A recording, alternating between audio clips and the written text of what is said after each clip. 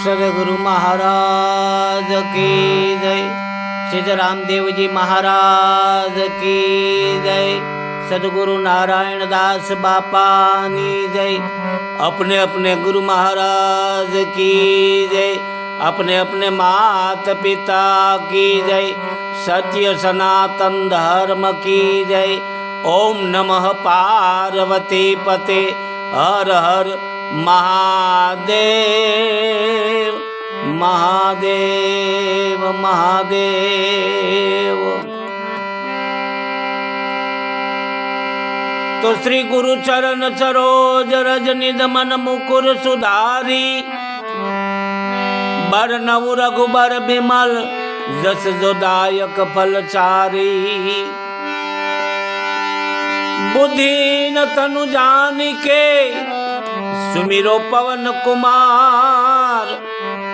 बल बुद्धि विद्या देव मोहि हरहु कलेश विकार। हरहु कलेश विकार।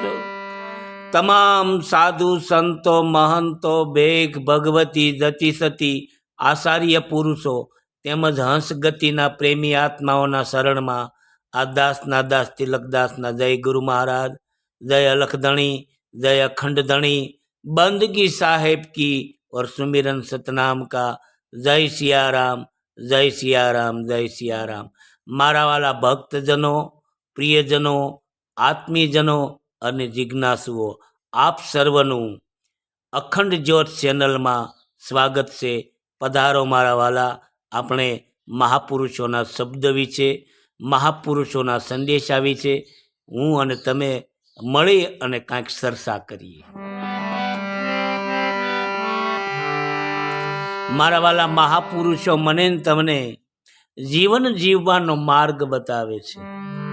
મહાપુરુષોનો પ્રયાસ એ જ છે કે મારું અને તમારું જીવન સફળ થાય, મારો અને તમારો માનવ જન્મ સફળ થાય। તો આપણે આ સંસારમાં આવ્યા છીએ, આપણે ગૃહસ્થાશ્રમમાં રહી અને ભગવાનનું ભજન, ભગવાનની ભક્તિ, પરમેશ્વરને કેમ પ્રાપ્ત કરવા, ઈશ્વરને કેવી ઓળખાણ કરવી, એવો માર્ગ મહાપુરુષોએ મને તમને બતાવ્યો છે। હરેક મહાપુરુષોનો પ્રયાસ આ જ છે કે સંસારમાં રહી અને સંસારનો સાર સમજી લેવાનો। અને જો સાર સમજાઈ જાય મારા વાલા, તો અસારને મોકવાની, અસારને છોડવા માટે કોઈ મહેનત નથી કરવી પડતી, કોઈ પ્રયાસ નથી કરવો પડતો। અસાર એની મેળાએ મુકાઈ જાય છે। જો મને તમને જો પ્રકાશ સમજાઈ જાય તો મારા વાલા અંધકારને છોડવાની કોશિશ નથી કરવી પડતી, પણ પ્રકાશ સમજાઈ જવો જોઈએ। એ મને તમને જો સત્ય સમજાઈ જાય તો મારા વાલા અસત્ય જેવું દુનિયામાં કાંઈ છે નહીં, અને એને છોડવા માટે કોશિશ નથી કરવી પડતી। એની મેળાએ કદાચ હોય અસત્ય તો એની મેળાએ છૂટી જાય છે, પણ સત્ય પકડાઈ જાય તો મહાપુરુષોએ મને તમને જીવન જીવવાનો માર્ગ બતાવ્યો છે કે આ સંસારમાં આપણે ગૃહસ્થાશ્રમમાં રહી અને ભગવાનની ભક્તિ કરવાની છે। તો ગૃહસ્થાશ્રમીએ કેવું જીવન જીવવું એનો માર્ગ બતાવ્યો છે। તો આવા જ એક બ્રહ્મનિષ્ઠ સદગુરુ સવારામ બાપા, એના સપ્પાની અંદર અતિથિનો સન્માન ગ્રહસ્થે કરવો કેવો, એના અનુયાયીઓને સવારામ બાપા દ્વારા એના અનુયાયીઓને સમજાવ્યું છે, ભક્તજનોને સમજાવ્યું છે, જો કે બધાને સમજાવ્યું છે કે આવી રીતે જીવન જીવજો, આવી રીતે તમે સંસારમાં રહી અને જીવન જીવજો। કેવી રીતે? તો એણે એક સપ્પા દ્વારા જણાવ્યું છે। તો અતિથિનો સન્માન ગ્રહસ્થે કરવો કેવો, પ્રથમ કરી પ્રણામ બેસવાને આસન દેવો। બીડી સોપારી પાન વ્યસન વશ હોય તે કેવો, જાણી જાતનો મર્મ વિવેકથી વર્તી લેવો। તો નિત નેમ ને કાજ નિર્મળ ભરી દેવો, પુરાણ પર ઉપકાર કરી પ્રસાદ નો કેવો।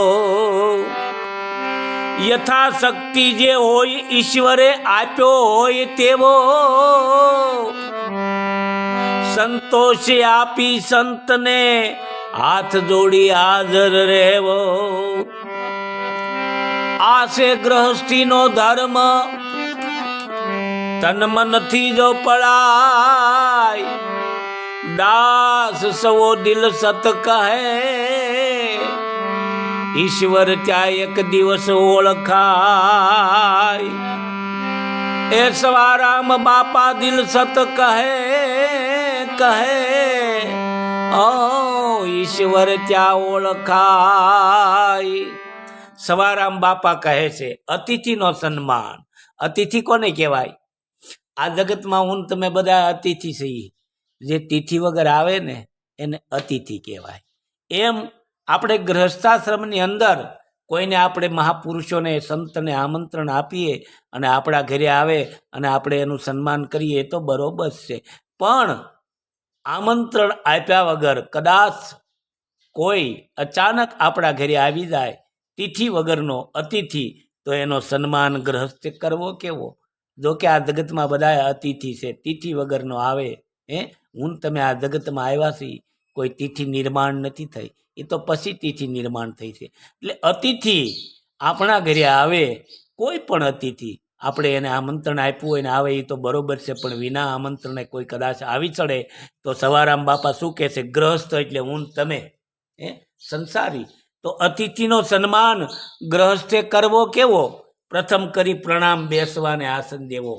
વિવેક છે મારા વાલા. આપણા ઘરે કોઈ મહાપુરુષ, કોઈ સંત પધારે, આ મને તમને ગુરુમુખી આત્માઓ માટેની વાત છે હો મારા વાલા. આ જે ગુરુમુખી ભક્તિને વર્યા છે, જે ધર્મને વર્યા છે, જે ગુરુના બાળક છે, એના માટેની વાત છે મારા વાલા, બીજા માટેની વાત નથી. અને મને સમજાય ત્યાં સુધી હું વાત કરું છું મારા ગુરુ મહારાજની કૃપાથી, મારી સમજણ અનુસાર. બાકી સવારામ બાપાએ જે વાત કરી છે એ તો સમજવાને માટે એના ચરણમાં, એના ખોળામાં બેસવું પડે. તો મને જેટલું સમજાય છે એટલી હું વાત કરું છું કે અતિથિનો સન્માન ગ્રહસ્થે કરવો કેવો? પ્રથમ કરી પ્રણામ, બેસવાને આસન દેવો. આ પરંપરા છે. આપણા ઘરે કોઈ મહાપુરુષ, કોઈ સાધુ સંત, કોઈ અતિથિ પધારે તો કેવી રીતે એનો સન્માન કરવો?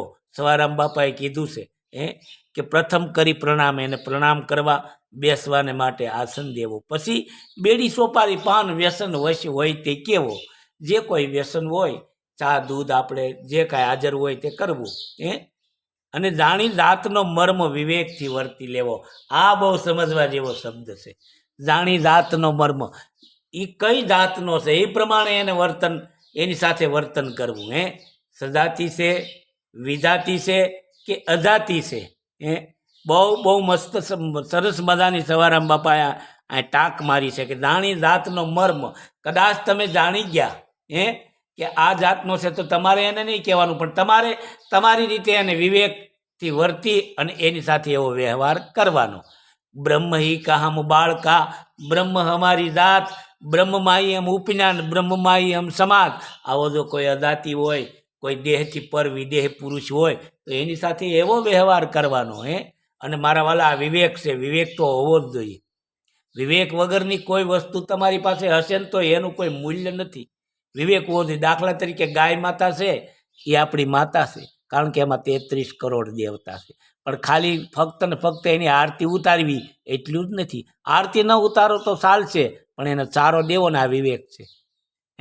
એને ચારો આપવો, એને નિર્ણય આપી, એને રજકો આપવો, આ વિવેક છે મારા વાલા. આરતી ન ઉતારો તો ચાલશે, પણ ફક્ત ને ફક્ત આપણે આરતી ઉતારવામાં રહીએ અને એને ચારો ન દઈએ તો આ વિવેક છે મારા વાલા. જેને જે જોઈએ, ગાયને આપણે ચારો દેવાનો હોય તો એને એ દેવાનું હોય. એમ જાણી જાતનો મર્મ કે આ રોટલાનો અધિકારી છે, આ દોકડાનો અધિકારી છે કે આ ઓટલાનો અધિકારી છે. તન, મન ને ધન 3 વસ્તુ છે, રોટલો, દોકડો અને ઓટલો. તો કઈ જાતનો છે એ તમારે વર્તી લેવાનું છે. અને આવી પારખ ગતિ હરેક ગુરુના બાળકમાં હોવી જોઈએ. આવી પારખ ગતિ, આવો વિવેક હોવો જોઈએ. જો આમાં શું કીધું? જાણી જાતનો મર્મ, એ કઈ જાતનો છે? સજાતિ છે, વિજાતિ છે કે અજાતિ છે? જાણી જાતનો મર્મ વિવેકથી વર્તી લેવો. પછી નીત નેમના કાજ, નીત નેમના કાજ નિર્મળ ભરી દેવો પ્રેમથી.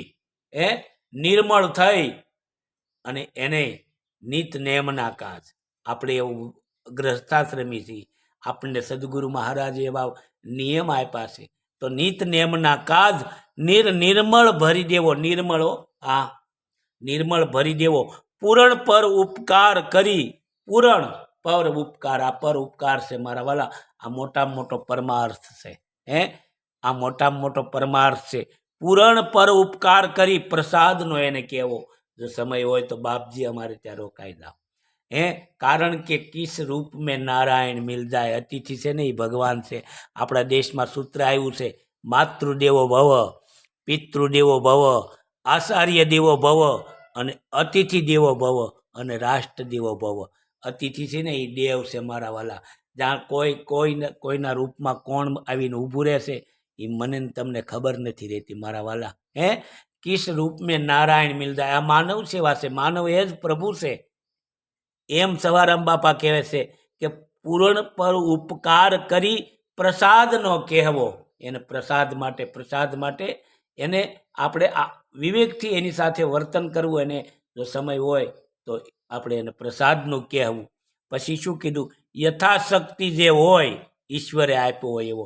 એવું નથી કે એને હાથ જમાડવું, પણ પ્રેમ છે ને મારા વાલા. પ્રેમની આગળ બધું ટૂંકું છે મારા વાલા. ને 32 ભાતના ભોજન ફીકા લાગે છે. જ્યાં પ્રેમ હોય ને ત્યાં જ્યાં પ્રેમ હોય ને ત્યાં 32 ભાતના ભોજન પણ ફીકા લાગે છે પ્રેમ હોય તો. યથાશક્તિ જે હોય ઈશ્વરે આપ્યો હોય એવો. યથાશક્તિ મારી તમારી શક્તિ અનુસાર માથે વ્યાજવા કરીને કે બહારથી લાવીને કરવાનું એવું નથી કીધું, પણ ઈશ્વરે જેવું મને તમને આપ્યું હોય એવી રીતે આપણે એને પ્રેમથી જમાડવાના છે. યથાશક્તિ મારી તમારી શક્તિ અનુસાર સંતોષ આપી સંતને. બહુ શબ્દ મજાનો. એને સર્વ પ્રકારે સંતોષ આપવાનો છે. સંતોષ આપી સંતને હાથ જોડીને હાજર રહો. બસ એની સામે હાથ જોડીને હાજર રહો, એટલું જ પૂરતું છે મારા વાલા. એક કવિ કાગની રચના છે ને કે હેજી તારા આંગણીએ કોઈ પૂછીને આવે તો આવકારો મીઠો આપજે. કારણ કે આપણા આંગણે જે અતિથિ આવે છે ને એ ભગવાનનું સ્વરૂપ છે.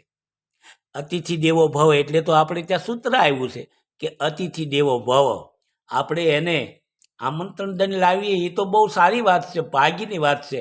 પણ આમંત્રણ વિના કોઈ આપણા આંગણે તિથિ વગરનો, કીધા વગરનો આવી જાય અતિથિ, એ તો પરમ ભાગ્ય છે. ઓલો તો ભાગ્ય છે, પણ આ તો પરમ ભાગ્ય છે, સૌભાગ્ય છે મારા વાલા. એટલે સવારામ બાપા કહે છે કે સંતોષ આપી સંતને. એને સર્વ પ્રકારે સંતોષ આપવો મારા વાલા. અને મારા વાલા, આંગણે અતિથિને જમાડવા માટેનો તો આપણા સૌરાષ્ટ્રમાં, ગુજરાતમાં, આપણા દેશની અંદર પોતાના દીકરાઓને ખાંડી નાખેલા છે. સગાળશાને ત્યાં એ અતિથિ આવ્યા છે અને કેવું એનું સન્માન કર્યું. આવા ઇતિહાસ આપણે ત્યાં પડ્યા છે. અને એટલે તો મહાપુરુષો કહે છે કે સંતોષ આપી સંતને હાથ જોડીને હાજર રહેવો, હાથ જોડીને હાજર રહેવો. પછી શું કીધું છે? આ ગ્રહસ્થીનો ધર્મ છે. મારો ને તમારો આ ધર્મ છે મારા વાલા. આ છે ગ્રહસ્થીનો ધર્મ. તન મનથી જો થાય, તન અને મન મારા વાલા, શરીરથી અને મનથી. કદાચ શરીરથી કરીએ પણ મનમાં દુર્ભાવ હોય તો નહીં. મનથી અને તનથી. ધનની વાત નથી કરી, તનથી અને મનથી બંને પ્રકારે. શરીરથી પણ એની સેવા કરવી મારા વાલા. સેવા છે ને આ કલિકાળમાં સેવા ભક્તિ ઉત્તમ ધર્મ ગણાય. સતાર બાપુ કહે છે સેવા ભક્તિ કલિકાળમાં ઉત્તમ ધર્મ ગણાય. અનુરાગી થઈ વિચરે જગતમાં તો બંધન મુક્ત થાય. મારા રામને તું સિદ્ધને ભૂલી જાય. આવું મહાપુરુષો મને તમને સમજાવે છે. આવું મહાપુરુષો મને તમને જીવન જીવવાનો માર્ગ બતાવે છે. આ છે ગ્રહસ્થીનો ધર્મ. આ મારો ને તમારો ગ્રહસ્થાશ્રમનો ધર્મ છે કે આપણા આંગણે કોઈ આવે પહેલાં તો આપણા આંગણે જે મહાપુરુષો પધારે, જે અતિથિ પધારે એ દેવ છે. એટલે જ કીધું છે ને અતિથિ દેવો ભવ. તો આ ગ્રહસ્થીનો ધર્મ છે. તન મનથી જો થાય, તન મનથી જો પડાય મારા વાલા, તન અને મનથી જો થઈ જાય, કાંઈક સેવા થઈ જાય, કોઈ એવા મહાપુરુષ આવી જાય, કારક કોઈ આપણા આંગણે એવો મહાપુરુષ આવી જાય છે તો મારો ને તમારો જીવનનો બેડો પાર થઈ જાય છે. એટલે બધાય અતિથિ છે ને એ દેવનું સ્વરૂપ છે. એટલે પછી કહે છે દાસ સવો દિલ સત કહે. સવારામ બાપાએ અહીંયા સહી કરી દીધી છે. દાસ સવો દિલ સત કહે કે ઈશ્વર ત્યાં ઓળખાય. ક્યારેક મારા વાલા ઈશ્વરની ત્યાં દર્શન થાય, ઈશ્વરનો અનુભવ થાય, ઈશ્વરની અનુભૂતિ થાય અને ઈશ્વર ત્યાં મને ને તમને ઓળખાય છે મારા વાલા. બહાર ગોતવા નથી જવું પડતું. એટલે તો આપણા દેશની અંદર, આપણા સૌરાષ્ટ્ર, આપણા ગુજરાતની અંદર ગમે એ જગ્યાની અંદર જાઓ, ટુકડો ત્યાં હરી ઢુકડો મારા વાલા. કોઈ મોટી મોટી યોગની વાતો નથી કરતા, કોઈ ધ્યાનની વાતો નથી કરતા. બસ આંગણે આવ્યા, આવો મારા વાલા, જમો, પ્રસાદ લ્યો. કેવી વાત છે મારા વાલા. ગમે ત્યાં તમે જાઓ, મોટા મોટા મહાપુરુષો મોટા મોટી જગ્યાઓની અંદર આ નેજો ફરકે છે ટુકડાનો. તો ટુકડો ત્યાં હરી ઢુકડો છે. એટલે તો મહાપુરુષો કહે છે કે ત્યાં ક્યારેક ઈશ્વર આવીને ઓળખાઈ જાય. અને આપણે જઈએ છીએ, જોઈએ છીએ આ મોટી મોટી જગ્યાઓ, હજારો માણસો, લાખો માણસો પ્રસાદ લે છે. ક્યાંથી આવે છે? કોણ દઈ રહ્યું છે? આપણને એવો ભ્રમ છે કે આપણે એને 500ની પોશ પડાવી એટલે હાલે છે, એ આપણો ભ્રમ છે મારા વાલા. એવું નથી. ચલાવનાર અસ્તિત્વની અંદર છે, પણ તમે ટુકડો તો દો. કોઈ દિવસ ટાઈમ ન આવે, કોઈ દિવસ ટાઈમ ન પડે મારા વાલા. જે વાપરે છે ને એનું કોઈ દી ખૂટતું નથી, જે ભેગું કરે છે ને એનું કોઈ દી ભેગું નથી થતું. એટલે મહાપુરુષો મને તમને આ ગ્રસ્તાશ્રમનો ધર્મ સમજાવે છે. મહાપુરુષો મને તમને સંસારમાં રહી અને ભગવાનનું ભજન કેમ કરવું, ભગવાનની ભક્તિ કેમ કરવી, આપણે સંસારની અંદર સહી તો આપણને આ નિયમો આપ્યા છે. અને સવારામ બાપાએ સહી કરી દીધી છે કે દાસ સવો દિલ સત કહે ઈશ્વર ત્યાં ઓળખાય. પણ વિવેક જરૂરી છે, બધામાં વિવેક જરૂરી છે. એટલે સવારામ બાપા કહે છે કે અતિથિનો સન્માન ગ્રહસ્થે કરવો કેવો, પ્રથમ કરી પ્રણામ, બેસવાને આસન દેવો, બીડી સોપારી પાન વ્યસન વશ હોય તે કેવો, જાણી જાતનો મર્મ વિવેકથી વર્તી લેવો, નિત નેમના કાજ નિર્મળ ભરી દેવો, પૂરણ પર ઉપકાર કરી પ્રસાદનો કહેવો, યથાશક્તિ જે હોય ઈશ્વરે આપ્યો હોય તેવો, યથાશક્તિ જે ઈશ્વરે આપ્યો હોય તેવો, સંતોષ આપી સંતને હાથ જોડી હાજર રહેવો. આ છે ગ્રહસ્થીનો ધર્મ. તન મનથી જો થાય દાસ સવો દિલ સત કહે ઈશ્વર ત્યાં ઓળખાય છે.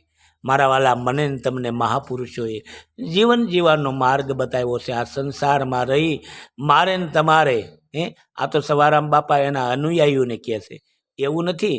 બધાને સમજવા જેવું છે. જે ગુરુમુખી બાળકો છે, જે ગુરુના બંદા છે, જેણે સદગુરુ શરણે ધર્મને વર્યા છે, મારો ને તમારો સંસારમાં રહી, આપણે ગ્રહસ્થાશ્રમમાં રહી અને આપણા આંગણે કોઈ આવે તો એની સાથે કેવું વર્તન કરવું, કેવી રીતે એને વિવેકથી આપણે એની સાથે વર્તન કરવાનું છે, આવું મને તમને મહાપુરુષો સમજાવે છે.